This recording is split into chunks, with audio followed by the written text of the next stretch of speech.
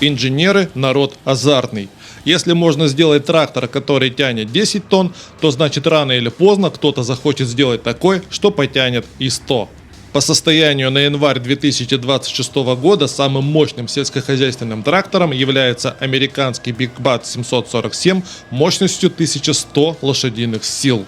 Однако этот 45-тонный исполин кажется малышом по сравнению с итальянским 180-тонным бульдозером Акко мощностью 1350 лошадиных сил. Интересно, что оба построены более 50 лет назад, примерно в тот же период, когда проектировались и советские К-710 Ильич и 100-тонный ЧТЗ Т-800. Сегодня узнаем, кому и зачем понадобились сверхтяжелые машины, какими они были и что происходит в данном классе сейчас. Друзья, всем привет! Это 92-й выпуск серии Pro, и тема сегодняшнего видео – самые мощные и тяжелые тракторы. Идея увезти за один раз как можно больше возникла одновременно с появлением первых паровых машин. Самый яркий представитель той эпохи – дорожный 34-тонный локомотив К-150 мощностью 150 лошадиных сил. Он разработан в США в 1905 году и предназначался для перевозки медной руды вне железных дорог. В тот же период паровые тракторы начали активно вытесняться техникой с двигателями внутреннего сгорания. И несмотря на общую тенденцию в сторону уменьшения веса, здесь также были свои гиганты. Например, 24-тонный Hardpar 60-100, построенный в 1911 году. Он оснащался четырехцилиндровым 70-литровым керосиновым двигателем мощностью 100 лошадиных сил и использовался для распашки тяжелых целинных земель. Постройка таких гигантов стоила дорого и занимала много времени, поэтому начиная с 1920-х мир переключился на более легкие и компактные машины, вес которых зачастую не превышал 5 или 10 тонн. Тогда же на тракторы стали навешивать бульдозерные отвалы, благодаря чему они могли не только тянуть, но и толкать. Пик развития техники случился после Второй мировой, когда США, СССР и Европа стали резко наращивать объемы посевных площадей, развивать горнодобычу и дорожное строительство. Понадобились новые тяговые машины, способные тянуть или толкать орудия шириной в десятки метров, с которыми обычные тракторы справиться уже не могли. Если идти в хронологическом порядке, то историю по-настоящему мощных тракторов обычно начинают с американской компании Steiger. Легенда гласит, что в конце 50-х ее основатели братья Дуглас и Моррис Steiger искали решения для быстрой обработки огромных посевных площадей. Обычная техника с этой задачей не справлялась, а уже существовавшие на тот момент 175-сильные серийные машины Вагнер стоили слишком дорого. Вооружившись инструментом и закупив узлы от тяжелых грузовиков и промышленный дизель Детройт, братья засели в гараже. Весной 1958 года новый трактор был полностью готов. Мощность машины составила 238 лошадиных сил, масса около 7 тонн. Трансмиссия, 8 передач вперед и 2 назад. Трактор оказался настолько удачным, что из фермеров, обрабатывающих поля по соседству, его захотели примерно все. Уже к середине 1960-х серия разрослась до десятков машин, а в 1969-м компания открыла и собственный завод, откуда вышли тяжелые Wildcat, Cougar и Panther мощностью до 300 лошадиных сил. Крупнейший на тот момент производитель техники International Harvester не мог игнорировать новый класс машин и в начале 1960-х вывел на рынок свой первый тяжелый полноприводный трактор International Harvester 4300. Он имел мощность 300 лошадиных сил, массу около 13,5 тонн и в зависимости от модификации оснащался 6 или 8-ступенчатой коробкой передач. Разрабатывалась серия специально для работы на бескрайних полях Монтаны и Канзаса и могла агрегатировать 10-корпусный плуг или 12-метровый культиватор. Несмотря на ограниченный поначалу спрос, тяжелый полноприводный трактор вскоре стал расходиться и по другим штатам, а мощность топовых машин компании в итоге приблизилась к отметке в 350 лошадиных сил. Параллельно мышечную массу набирали Wagner, John Deere, Steiger и Versatile. Гонка за мощность началась. В Советском Союзе решения о строительстве машин принимались не на основе рыночного спроса, а по решению руководства страны. В начале 60-х Кировский завод получил распоряжение разработать первый в стране колесный трактор 5-го тягового класса. В ряде источников указывается, что прототипом послужили американские машины. Эскизный проект будущего К-700 был представлен в 1961 году. Опытный образец изготовлен в 1962, а серийное производство началось в 1964. По итогам первого года было построено порядка 1200 машин. Трактор имел массу около 12 тонн, мощность порядка 220 лошадиных сил и 16-ступенчатую коробку передач. В сельском хозяйстве он применялся для пахоты, культивации и посева культур, а в вооруженных силах в качестве артиллерийского тягача. Благодаря новой машине производительность полевых работ выросла в 3 раза. В середине 70-х К-700 модернизировали до 235-сильной версии К-700А, а параллельно наладили и производство нового трактора К-701 мощностью 300 лошадиных сил. Канадская компания Versatile производство тяжелых полноприводных тракторов освоила в 1966 году и к началу 70-х являлась одним из сильнейших производителей в данном классе. В 1977 она решилась на эксперимент и построила машину, которая получила обозначение Versatile 1080 Big Roy. Трактор имел 4 ведущих моста, 19-литровый дизель Каменский ТЕ мощностью 600 лошадиных сил и полную массу 26 тонн. Трансмиссия шестиступенчатая с одной передачей назад. Максимальная скорость движения 21 км в час. Объем топливного бака 2080 литров. Несмотря на установленную систему кругового обзора, управлять такой машиной было тяжело. В ходе проведенных испытаний в работе с широкозахватными орудиями заметного выигрыша, оправдывающего высокую стоимость трактора, также не выявлено.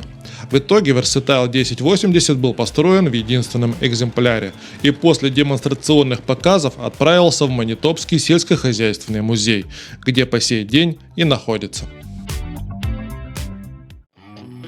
Самым мощным и тяжелым из когда-либо построенных сельскохозяйственных тракторов является американский Big Bad 747. Он создан в 1978 году компанией Northern из штата Монтана по специальному заказу фермеров Росси из Калифорнии. Изначально машина оснащалась 12-цилиндровым дизелем Detroit объемом 24 литра мощностью 760 лошадиных сил.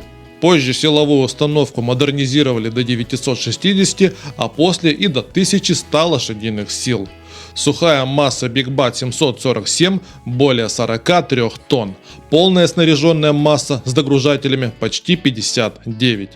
Трактор рассчитан на работу с 24,5-метровым культиватором или 21-корпусным отвальным плугом.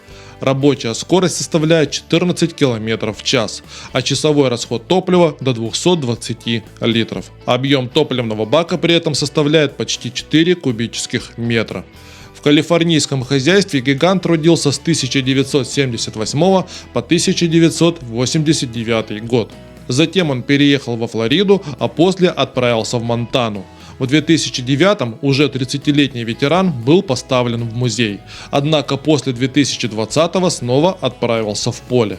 Насколько известно, по своему прямому назначению он используется до сих пор.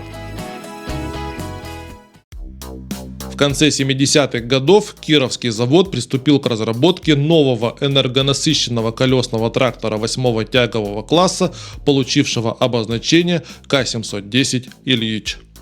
Проектировался как сельскохозяйственная машина общего назначения для работы с широкозахватными навесными, полунавесными и прицепными орудиями, включая тяжелые плуги и культиваторы, а также для транспортировки грузов. В качестве силового агрегата использовался V-образный 12-цилиндровый дизель EMZ8403 с турбонаддувом, рабочим объемом 25 литров и мощностью 500 лошадиных сил. Трансмиссия 16-ступенчатая, масса около 14 тонн. Конструкция кабины предусматривала жесткий каркас безопасности и систему кондиционирования воздуха, что по сравнению с прошлыми машинами было заметным шагом вперед. На испытаниях К710 демонстрировал почти двукратное превосходство по производительности над К700, однако из-за высокой стоимости в серию в итоге не пошел. Всего было собрано 5 образцов. Если сельхозгиганты должны тянуть орудия по полю, то задача промышленных тракторов – сдвигать колоссальные объемы грунта и скальных пород. В начале 1980-х итальянская компания Umberto Acca изготовила уникальную машину, известную как Acca Super Bulldozer. Трактор имел массу порядка 183 тонн, общую длину более 12 метров и высоту 6,5. Оснащался 7-метровым бульдозерным отвалом, а в качестве силовой установки использовалось два 8-цилиндровых дизеля Caterpillar с суммарной мощностью 1350 лошадиных сил. Параллельно с бульдозером компания создала и крупнейший в мире на тот момент автогрейдер Acca Super Grader. Он также имел два двигателя, дававших в сумме 1700 лошадиных сил, эксплуатационную массу 200 тонн и оснащался 10-метровым отвалом. Оба проекта строились для отправки в Ливию, где их планировали использовать для прокладки 4-метрового трубопровода через пустыню. Однако из-за введенного в 1986 году эмбарго к заказчику машины так и не поступили. В 2012 году грейдер был разобран, а бульдозер продан, и в настоящий момент он находится в частной коллекции. Нормальная коллекция, наверное, у кого-то. Трактор такой в огород. Свои сверхтяжелые машины строили и в СССР. Одной из таких стал бульдозерно-рыхлительный агрегат Челябинского тракторного завода Т-800. Трактор имел массу около 103 тонн и двигатель мощностью 820 лошадиных сил. В качестве силовой установки использован дизель 6DM21T с газотурбинным наддувом и рабочим объемом 43,5 литра. Максимальная сила тяги 140 тонн. Максимальная скорость движения 14 км в час. Основное назначение машины – выполнение вскрышных работ в горнодобывающей промышленности, а также земляных работ в дорожном и мелиоративном строительстве. Первый трактор собран в 1983 году. Общий тираж составил 10 машин. Одна направилась на строительство Южно-Уральской АЭС, вторая на Магнитогорский металлургический комбинат, остальные на добычу золота, цемента и алмазов. По состоянию на 2022 год в живых оставался только один экземпляр, находящийся на территории завода в ожидании своего покупателя. В 1986 году американская компания Caterpillar вывела на рынок свою модель D11N. В настоящий момент это самый большой и мощный серийный бульдозер в линейке данной компании. Снаряженная масса около 106 тонн. Мощность первого экземпляра 770 лошадиных сил. По сравнению с предыдущим Caterpillar D10, D11 имеет увеличенные гусеницы, удлиненную базу и более вместительный отвал, который способен перемещать до 34 кубических метров породы за раз. В 1996 году Caterpillar представила модификации D11R и D11R Carry-Dozer, получившие дизель модели 3508B мощностью 850 лошадиных сил.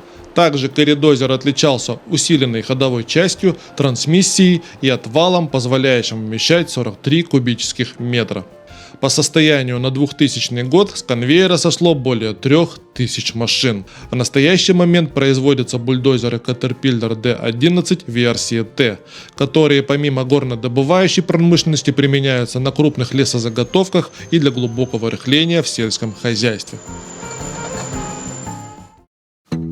Затрагивая тему больших тракторов, нельзя пройти и мимо японской компании Komatsu, которая в 1991 году наладила выпуск самого тяжелого и мощного серийного бульдозера в мире. Машина получила обозначение Komatsu D575A и оснащалась 12-цилиндровым дизелем мощностью 1150 лошадиных сил. Эксплуатационная масса составила более 152 тонн, а ширина отвала почти 7,5 метров. Трансмиссия гидрофицированная с 3 передачами вперед и 3 назад. Максимальная скорость движения 11,6 км в час. Заглубление отвала 80 см, а максимальный объем перемещаемого за один проход грунта 96 кубических метров. В основном Komatsu D575 использовались в открытых карьерах и при строительстве крупных промышленных объектов. С 1991 по 2012 год в различных модификациях было построено 53 машины. По состоянию на 2023 в активной эксплуатации находилось как минимум 2. В настоящий момент рынок тяжелых тракторов и бульдозеров изменился, однако идея сверхмощных машин не исчезла. В 2008 году Чебоксарский тракторный завод выпустил модель Четра Т-40 мощностью 660 лошадиных сил и массой около 70 тонн. В 2016-м Liebherr представил 73-тонный бульдозер PR-776 мощностью 768 лошадиных сил. В начале 2020-го китайская компания Shantui наладила производство 106-тонного гусеничного бульдозера SD90S5 мощностью 950 лошадиных сил. Компания BigBat спустя десятилетия вернулась к созданию крупногабаритной техники, выпустив сельскохозяйственный трактор мощностью 950 лошадиных сил и массой более 40 тонн. Из совсем свежих гигантов можно выделить Россельмаш 3580, Case Tiger 785 и John Deere 9 RX 830 мощностью соответственно 580, 853 и 913 лошадиных сил. Вся эта техника направлена на решение одной конкретной задачи – выполнить как можно больший объем работ за минимальное количество проходов, будь то подготовка поля к посеву или срезание скальных пород. Когда ты большой и сильный, ты можешь все. На этом на сегодня все. Не забудьте подписаться. Всем больших и надежных машин. Пока.